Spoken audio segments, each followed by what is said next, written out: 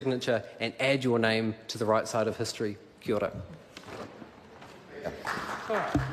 McKelvie. Thank you, Mr. Speaker. Well, I won't go into any of that, but I do want to start by I was going to say welcome to the rainy Rangitikei, because we must be becoming very quickly the wettest electorate in New Zealand. We do have the most sheep, but we're now becoming the wettest. And just before I did get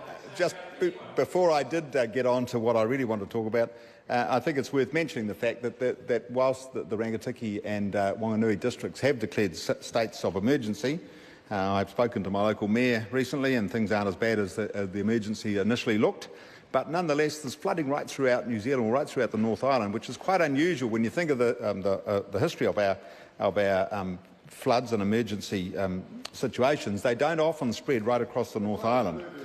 And we are, exactly, Tim, quite a pluvial nation. So things are not as bad as they may have been in the Rangitikei. Nonetheless, for some farmers, they will be challenging.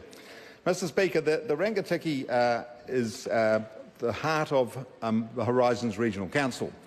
And the Horizons Regional Council, on the current statistics, is running at about number 6 in New Zealand for growth. We had a GDP growth of over 3%. And interestingly, that GDP growth is not related to agriculture.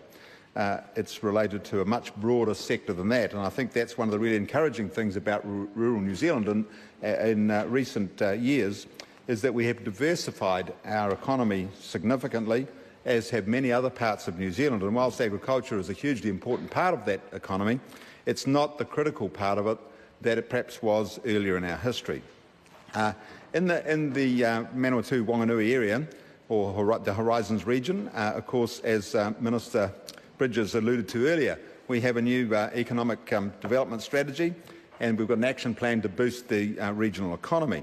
And interestingly, one of those plans in the Manawatu Wanganui area, and particularly the Wanganui area, involves the very strong input of our Maori community. And to listen to the discussion yesterday during the course of the Resource Management Act reforms, I thought it's extremely disturbing that as a nation we haven't grown beyond that sort of petty behaviour that was going on in the House yesterday. And I think that the Rangitikei particularly, and many other parts of New Zealand, will benefit hugely from not only the changes to the Resource Management Act, but from the input of our Maori community and the benefits that the treaty settlement process is bringing to them. Hugely important for the Wanganui, particularly the Wanganui Ruapehu part of my electorate, and quite exciting for the future. I also want to briefly mention, Mr. Speaker, that the Ruapehu district, which is heavily invested in tourism, and in fact is the home of the Tongariro Crossing, 2 national parks and numerous cycleways and walkways. The Tongariro Crossing, of course, some 125,000 people walk that every year. It's probably reached saturation point, I would have thought, and there's clearly some infrastructural challenges around that sort of thing, so we need to move on that very quickly. And the government certainly is helping those regions which are heavily tourist-bound, I guess, to make such a big difference.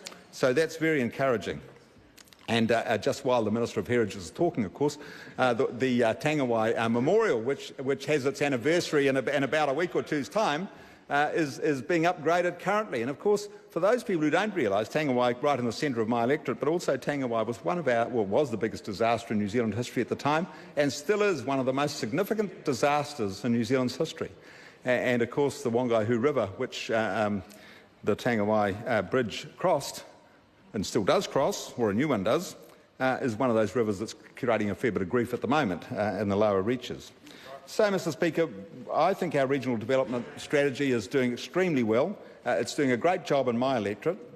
One of the other really strong parts of the Rangitikei electorate and the New Zealand economy, of course, is the activities of our defence forces, and the fact that I have Wairau, or I don't, the Rangitikei electorate has Wairau, Ohakea and Linton camps all in that area, and the potential for the Singaporean,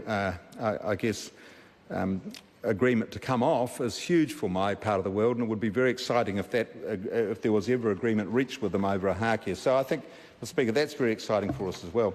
So we're growing in almost every sector, particularly in the defence sector. The education sector is very strong in the electorate, of course, and I have Massey University there. We have our construction sector, with housing going well, and all in all, pretty good performance, Mr. Speaker. Thank you. The time for this debate has expired. I call on government orders of the day numbers 1 to 3.